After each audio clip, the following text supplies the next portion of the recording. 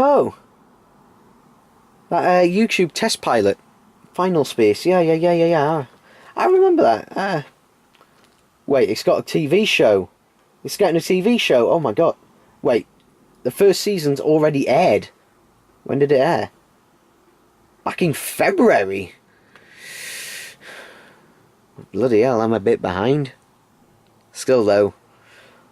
To Final Space. Warning, there will be spoilers. No really, there will be spoilers. No really, there will be fucking spoilers. And I will not hesitate to talk about them. So bugger off now.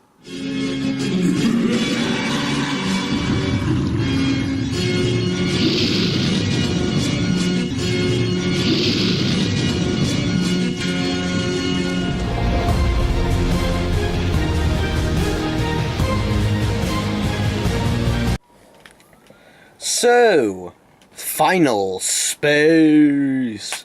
Now, I must apologise because unfortunately I lost some of the footage while recording this video, so I'm having to re-record it again. So there'll be a bit of jumping in back and forth in different locations and that. So I do apologise. So, Final Space. If you're living in the UK, you probably haven't heard of it. And the reason is because it got absolutely zero advertising around here. I don't know how much advertising it got in America, but over here it got bugger all, basically. But if you don't remember, a year ago, just over a year ago, a test pilot was uploaded to YouTube called Final Space, and it was uploaded and created by Owen Rogers. There's an ambulance or thingy going by, and you know, I remember watching it. It was actually Rebel Taxi, who was the initial person, I think, who I saw by, and I was interested in it. Unfortunately, it was only 7 minutes long, and that, and obviously it's one of those things like, oh, it seems really good, but then you forget about it. And I found, and it was only when it got recommended in my homepage on YouTube that I watched it again, and then I found a video saying that it become a TV show. So I was like, oh, really? When? Wait. Back in February? Really? So I went and binge watched all 10 episodes of its first season, and actually, I really enjoyed it. It was really good. And I'm going to be talking about it here and now. I've got some notes on my phone. I've already recorded this before, so if I miss some points, sorry, but I probably would have done it earlier, but I've lost the footage, so again, sorry about that. Professionalism to the end.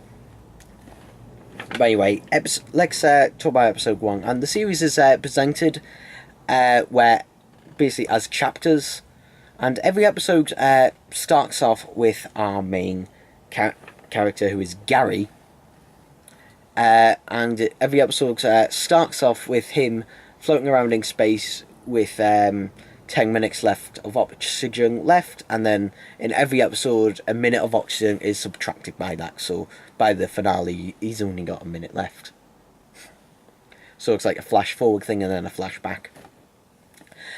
So Gary, let's talk about Gary as a character first of all. Now Gary, in the pilot, Gary was a bit different.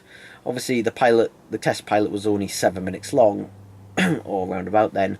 So in the test pilot, from what you could gather, Gary was, you know, some sort of pilot or trooper on that for some law-abiding thing organisation. Here, he's not. Here, he's actually a prisoner on a ship called the Galaxy 1. And the Galaxy 1 has a sort of an interface, a computer interactive thing called Q, voiced by Tom Kenny. I know. And you'll find a lot of names, familiar names, in this. Now, Gary's voice can come off as annoying in the way he talks, is because, and I think Rebel Taxi said it the best, he talks like a lot of YouTubers gonna say, oh guys, look at this, oh da da da da, oh look at this, hey subscribe, yeah. He talks a bit like that, although he does calm down as the series goes on. I think the reason he talks like that is basically, you know, the guy who voices him Olin Rogers. I hope I'm pronouncing that right. But he is also the creator of the series, and he is voicing Guy. And it's clear that, you know, he's trying to be like energetic and be like, try to pretend to be like, you know, a little kid in a man's body. And as the series goes on, he does like find his feet in the role and that. But here at the start, it's a bit sort of ropey, to say least, and it's what's basically put a few people off. And I can understand why. Though the thing is, if you do stick with it, it does get a lot better. So basically, Gary's in this prison ship, and you don't know he's a prisoner because he doesn't look like a prisoner. I mean, he's allowed to go out for a spacewalk, or he's going out for a spacewalk to do something and that, you know. It's not really a sort of arrest kind of thing. We do get a flashback in this episode to how Gary became a prisoner, and basically he was on the run from some thugs for various reasons, and he came into a sort of bar / nightclub thing where he laid eyes on Quinn, who is Gary's love interest, but she's basically commanding a sort of intergalactic sort of police force kind of thing, and basically Gary, you know, so he can flirt with her, he steals one of a pilot's suit for a spacecraft. He steals his suit and sort of knocks him out and just steals his suit. Unfortunately, the time comes when he actually is told that he needs to pilot a ship. Unfortunately, he can't pilot it. In fact, he actually blows a lot of shit up, and that's why he gets a 5-year sentence, and he's imprisoned here for 5 years, and this is where we are now, 5 years later. So anyway, while Gary's out on one of his sort of spacewalk things, he comes across this sort of green, sort of round, I don't know, bouncy ball thing, and he decides to call it Mooncake. Now this Mooncake, to me, is it just me, or does it remind me a lot of the character from Cut the Rope? You know, the little green character from Cut the Rope? It looks a lot like that. So yeah, it's a bit weird. I don't know, it just is. Regardless, you know, he instantly makes friends, and the reason is because basically Gary just wants to play cards with someone, because he can't really play it with the robots and that, because the only company he has obviously the artificial intelligence, which is Hugh. He also has Kevin, the antidepressant robot, who is fucking annoying. Though the thing is, he kind of works because all the characters are aware that he is annoying and take the mick out of him and basically hate him just as much as the audience is. So it kind of works on that level. But basically, because Gary has Mooncake, which is actually a deadly weapon. Believe it or not, Mooncake is actually a deadly weapon who can shoot massive lasers and stuff. And he is wanted by the main villain of the series, the Lord Commander. More on him later. Mayway, some bounty hunters turn up on the Galaxy 1, and pretty much as soon as all of them are introduced, they are all killed. In fact, even before some of them are even introduced, they're all just killed off, and apart from one, the one who had the sense to grapple onto the ship and keep his helmet on, and that is Avocado, my favourite character of the series. I'm not doing that. And basically, you know, he's very resistant, you know, basically he's arrested by the robots and that on the Galaxy 1 and that. He is handcuffed and that, and all Gary wants to do is just play cards with him. And you know, he's just so happy that he's got someone to talk to and someone to play cards with, because he's had no company in 5 years, and you know, the only thing he's been doing all this time is recording video diaries to send to Quinn, you know, who hasn't even been receiving them, and that, so it's been pointless. And I think the bromance that sort of blossoms in the episodes with that. The bromance kind of thing between Gary and Avocado that progresses, and that is because you You know, the problem is with the series, obviously, it moves very quickly, and I can kind of see, I can kind of see two sides of it. One is sort of their friendship, and that seems to, develop really, really quickly. But then again, when you think about it, Gary is desperate for company. He's desperate, for friendship and that, because he hasn't had any for 5 years at least. And what you find out about Avocado, it doesn't seem like he's ever really had a friend. And the thing is, I mean, that's basically it for episode 1. It's a lot of basically technobabble introductions and that. And I think that's probably, episode 1's probably the weakest episode. I think Avocado should have been introduced earlier on, because he only has a few lines of dialogue in the first episode, and he's introduced far too late in to the first episode. I think if he was introduced earlier in and had a bit more dialogue, because the thing is, it's because Gary is, on his own for most of the episode and that, so it would have been nice if he'd have been introduced a little bit earlier into it and that, so we could so they could have a bit more interaction and that, so their relationship won't feel as forced or as quick. But I digress with it. So let's move on to episode 2 or chapter 2 or whatever you want to call it. So, chapter 2. We move on, and also just before, Avocado is played by Cottree Galloway, and I've never heard of him. Though he's got he really sells this part. Like, he really sells it very well.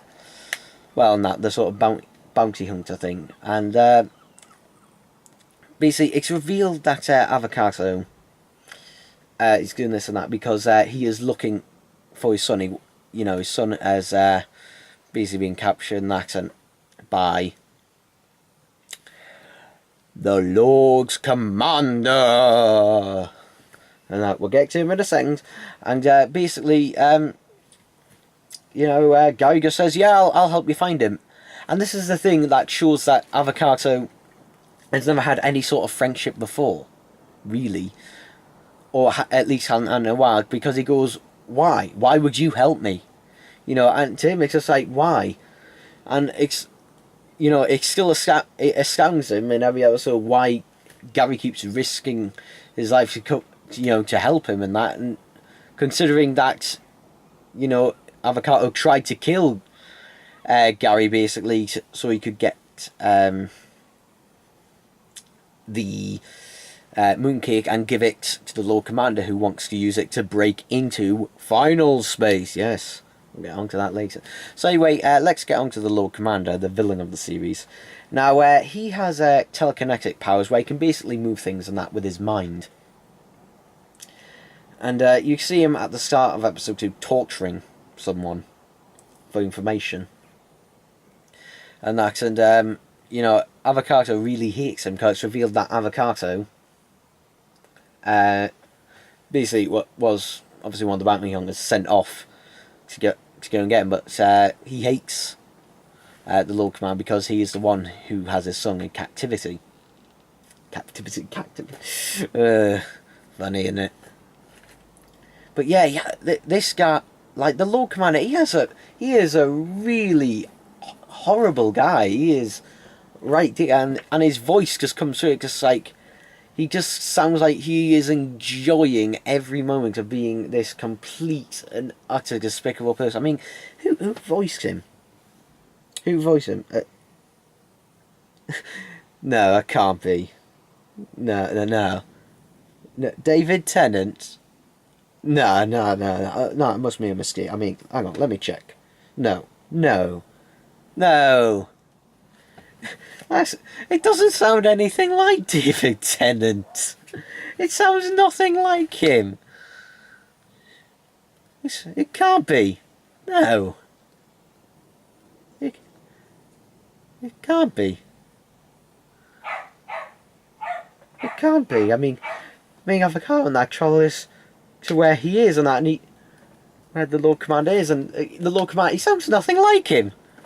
No. It can't be. It can't be that voice, can it? That voice. Do this. I'm close. Ooh, hooray! When will it be mine? Wait, are you hiding it on you? Is this a game? I love games. I don't have it, but I can get you the man who does. His name is Gary. I get you him, you give me back my son. That voice. Well, shit. 2 things I've learnt here. 1. David Tennant is a better actor than I ever thought he actually could be. And to be honest, I had him on a fairly high standard. And 2, David Tennant can act like one evil bastard. No! Gonna enjoy this one. So, yeah, in episode 2, we get introduced to the Lord Commander. And he has powers where he can basically crush or stretch or kill someone to death using the power of his mind.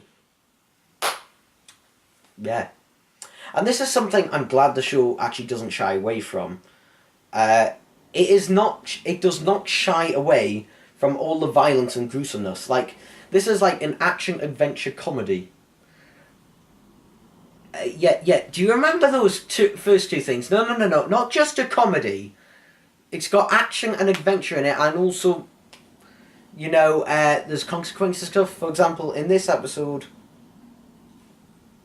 the Lord Commander rips off Gary's arm using the power of his mind, and you get to see his arm ripped off. And the thing is, it is a brutal rip. And also, this is a point where some people were complaining, saying, "Oh, Gary screams his head off." The thing is, though, in this one instance, I think it's pretty realistic. If you had your arm ripped off, you would be screaming your ass off, basically, because it would hurt a lot. And he doesn't just rip it off quick. No. He does it slowly. And the reason, obviously, he's doing this is because he's trying to find where Mooncake is, so that he can harness his power and break into final space. You know, what is final space and that? We'll find out later on. But yeah, it's what the series is named after. And also, in this episode, Avocado comes across a bounty hunt like himself, and and he interrogates him because he knows where his son is being held. And then he's suddenly killed off. And that's a problem, and that's a little problem I do have with the series, is that a lot of characters just come and go too quickly. There doesn't, you know, it seems to be almost rushed. And I think part of the reason why is that I don't know if this was originally planned to be 10 episodes long, because season 2 is going to be 13 episodes long, yet season 1 is only 10 episodes long. So maybe the plan was to make it 10 episodes, but TBS said, no, we want as 10, you know, just to save on a bit of the budget or something. So I don't know. I don't know what the behind the scenes nature are of it, but you know, that could be the case. But we do get a nice little scene where Avocado and his son sort of reunite through some thick glass, and then is quickly captured. Sit tight. I can't hear you. I messed up. I messed up bad. But I'm not gonna leave you here. I promise. I'll do whatever it takes. No, Dad! Dad, run! It's a trap! Dad, watch out! Dad, no! But we then get to Avocado's son, Little Kato, who's introduced in this episode, though we don't really find much out about him or what he's like until later on. Though the impression that you sort of get from him, and also the look of him, is edgy teenager. That's all I can basically say, is edgy teenager, to the point where his fur in the middle is dyed a bluey green colour, and is sort of looks like lightning. There's nothing that says edgy teen more than that. Am I right? Please tell me I'm right. So, yeah, at the end of the episode, Nax Avocata. So, and Gary and Nax escape the Lord Commander, and off they go to, I don't know, play more cards. But stuff will just go on. Alright, chapter 3. I had to refresh myself because I couldn't honestly remember a lot about this one. So, Avocado actually has a good idea. Actually, that isn't surprising from him. Rather than keeping Mooncake on the, on this prison ship, the something one, he decides, if they're going to go looking for his son, and obviously where the Lord Commander is, they don't want the Lord Commander getting hold of Mooncake. And also, this shows a turning point as well, because Avocado originally was working for the Lord Commander, though it does seem in such a short amount of time that he has switched sides. Although it is shown that he does hate the Lord Commander, which is obvious why he would turn against him, because the Lord Commander is the one keeping his son away from him, from reasons we will find out later on. But this episode, that Avocado says, we'll go drop him off at this peaceful sort of refugee planet, and where he'll be safe and looked after. Unfortunately, the Lord Commander has other ideas, and this has also revealed that every time the Lord Commander is actually dying. Yeah, he's dying throughout the series, and every time he uses his powers and that, it weakens him and is slowly killing him. And in each episode, he looks worse and worse and worse. And I'm glad that they did this, to be honest, because they could have just easily said, "Oh, he was dying," but no, you can clearly see it, like from where he starts off in at the start of the series, and where he ends, and where he looks like at the end. Yeah, a lot of shit has happened to him, and he seems to cough up this black blood or something every so often. But yeah, it turns out this place in Axe is a trap for them, and to try and get Mooncake, and Avocado and Gary get trapped in this puzzle. And yada yada, this and go. It seems a little bit of a sort of fillerish episode to try and give you a taste of the different places that the series can be like.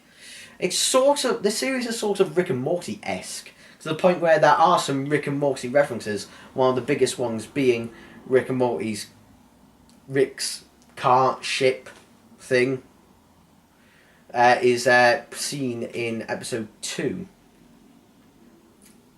I mean, there's not a lot I can really say about episode 3 in that, and I think it's also the reason I didn't really put much time about it, because there's not an awful lot that contributes to the main plot. The only thing that contributes is Quinn starting her investigation, which also goes into episode 4. Basically, Quinn finds out that something's odd, and there seems to be some sort of conspiracy or something happening, and when she goes to her superiors and basically she is completely ignored, and she goes off in a spaceship herself to go and find out what the hell is going on. And yeah, let's go on chapter 4, episode 4, chapter 4. I don't know, it's called chapter 4, but it's also episode 4. So, I just remembered the name, Galaxy 1, that's the name of the ship. Galaxy 1 is hacked, and that's, basically by, is it by the people who imprisoned Gary there, we'll call them that. They have a name, but I'm just going to call them the people who imprisoned Gary. The space police thing of Earth kind of thing. They hack the ship in order to basically stop Gary from doing anything, stop Avocado from doing anything. Because it is later revealed in episode 5. I'm going to do episodes 4 and 5 together because they are heavily linked. In episode 4 and 5, and that, basically, Quinn is chased down that, but she manages to escape and she's rescued. Excuse me. She is rescued by Gary. Gary goes out and rescues her and that, and she has no idea who Gary is. She can't remember who he is, and that. Why would she? You know, and even when she does remember, and that, she doesn't like him. In fact, you know, she has a resentment to him. You know, why should she trust him? You blew up a load of ships and that. So yeah, what? Why should she trust you? And they basically go off and they find that basically the people that Quinn has been working for are actually all corrupt and working for the Lord Commander in order to help break into Final Space. And this absolutely destroys Quinn. Because she has always said that she can believe in the law, she can believe in the justice and that, and her dog. And all of this is taken away from her. All of this is taken away from her in those precious few seconds. I might as well talk about Little Kato a bit at the same time. So Little Kato is moved to a different prison and that. These are like little meanwhile sections of the episodes. And basically he finds this little device which I'm assuming is some sort of the equivalent of a phone, of a mobile phone in their universe and that, and he's trying to use it to try and contact his father and give his coordinates so he can come and find him. Unfortunately, it doesn't seem to work until he finds this mysterious person on the other end contacting him, saying, "Oh, go through this vent, run this way, go this way towards it." And this person on the other end of the communicator as helping her, and he trusts this person because he's got nothing else to lose, and he does manage to send a signal with the coordinates and that to his father and that to tell him where he is. The thing is though, this was revealed to be a trick and a trap by the Lord Commander. It was actually the Lord Commander on the other end of this comms line, and this is all basically to get Avocato, who he knows is travelling with Gary, or the Gary, and who have Mooncake and that. So it's he's basically killing 3 birds with 1 stone. He's going to get his revenge on Avocato. He's going to get Mooncake, and he's going to kill and he's going to get Gary just for fun as well. So it's kind of a big reveal, and basically Avocado's being a bitch. Avocado, Little Kato, there we go, is kind of being a bit sure about the whole thing.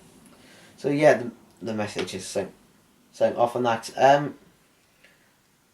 There is a nice little heart sort of moment at the end of episode 5 where Gary basically talks like a regular and sympathetic person towards Quinn at the end. He's given her a bit of space, but also saying, basically come with us and that Iranian accent. It's nice that it's not too intrusive and that he's clearly learning that now is not the time to flirt. We do also get to see a bit of Avocato teaching Gary how to handle women, which is utterly hilarious. To be honest, this show will have you laughing a lot.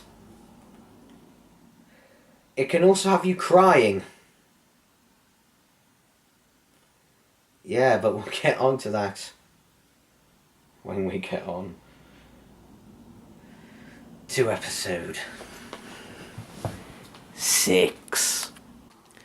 Well, I'm sorry, I'm going to have to call that an end of that part, and that's going to split it up a bit more, because apparently that makes it easier for people to watch, even though you can pause it and then come back to it later, whatever. I don't know, YouTube's algorithm. Fuck it.